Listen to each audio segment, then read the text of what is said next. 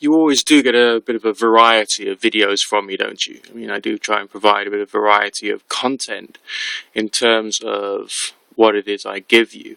Sometimes humorous, sometimes deeply analytical, sometimes a bit euphoric, and sometimes a little on the black or bleak side of things. Maybe this is going to be one of the blacker or bleaker videos, because I think it's something that we need to address or look at. Is it just as spiritualists or religious people or occultists? No, certainly not. This is as human beings. Because sometimes we come across people who present themselves to us as if they are people who have the capacity to care, to be supportive, to love even. But in practice, do they actually manage to achieve these things or these particular remits? To which the answer would have to be no. During my earlier New Age days, when I was reading the writings of Alphonse Louis Constant, Transcendental Magic, of course, I realized what he was trying to do with his analogy of opposites, or the section about the pathology of non-human contacts. He was trying to express human dynamics, be it on a group level or on a personal and psychological level, and he would speak about the yin and yang symbol being akin to an expression of the in-breathing and out-breathing of the soul. Maybe it was because certain people reacted in a certain way or acted in a certain way because they had a certain quality or quantity of pain inside them.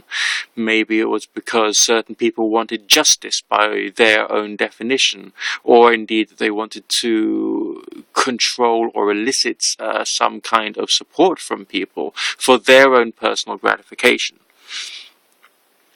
It is as if some people are non-human. But, of course, they don't present themselves that way to you, though, do they? No. When men come across these people in the world of work, they come over as being the best colleagues or the best bosses. Or when they come across these people, if they are male, of course, socially speaking, they become the best buddy. But when a woman comes across a male who has got this kind of intense personality, that person will come across as being the most wonderful lover, someone who is trying to make the bond work in every possible way.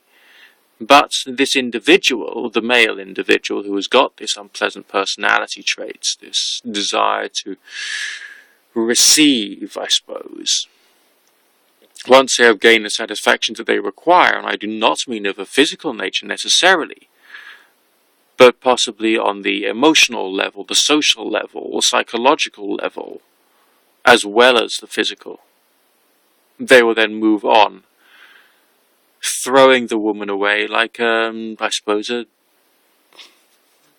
discarded piece of rubbish, shall we say, to be polite and not too graphic. The fact of the matter is that everyone has this in-breathing and out-breathing of the soul, but the requirements of the individual vary dramatically from individual to individual, and by taking into account what can be roughly called, in a very simple terms, their state of development, namely how mature or how psychologically well they are.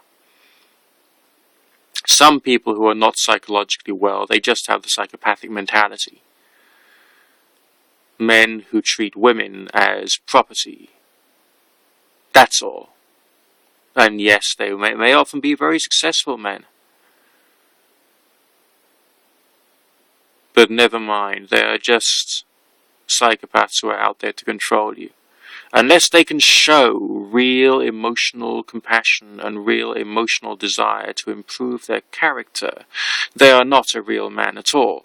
They are a shell of a man, and someone who will probably want to just use you and exploit you for their own purposes.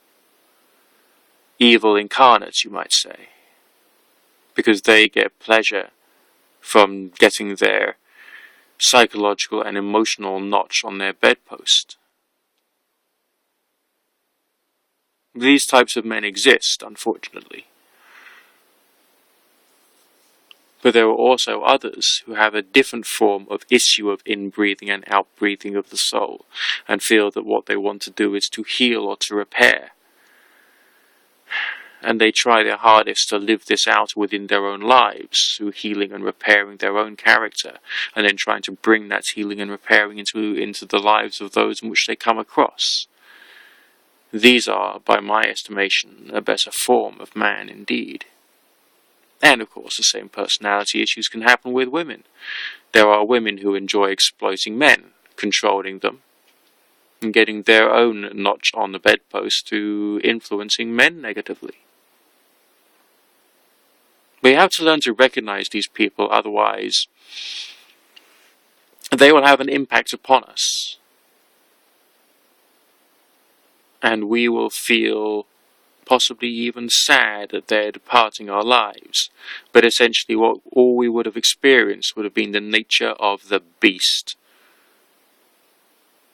And a creature who was going to leave us or abuse us or take money out of our pockets or leave us for dead or whatever it was.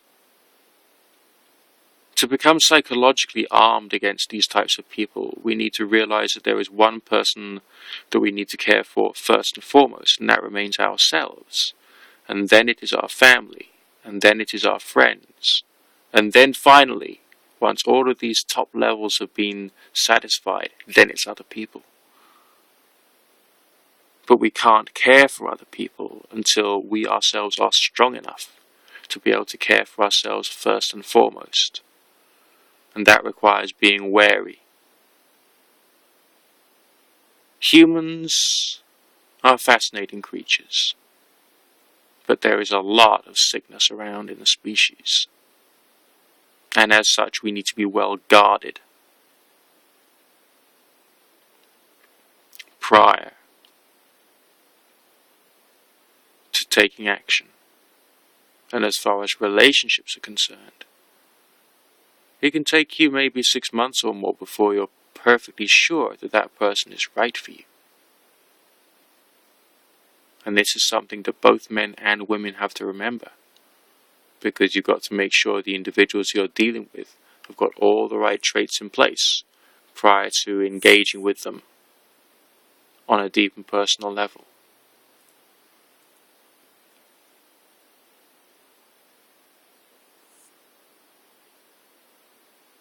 Be careful.